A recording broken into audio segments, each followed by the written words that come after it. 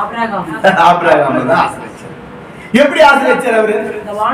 வானத்தை பாரு அப்படின்னா, வானத்தை பாரு. வானத்தை பல ஆசீர்வாதங்கள் வச்சிருக்கிறாரு. என்னென்ன ஆசீர்வாதம் வச்சுக்கிறாருமா சொல்லுங்களா பார்க்கலாம். எதனா உங்களுக்கு நல்லா கொஞ்சம் கவனிங்க. வானத்துல தண்ணி வச்சிருக்கிறாரு, நமக்கு ஆசீர்வாதம். 1:5. 2வது, வானத்துல வீழ்ச்சி வச்சிருக்கிறாரு, யாருக்கு ஆசீர்வாதம்? நமக்கு ஆசீர்வாதம்.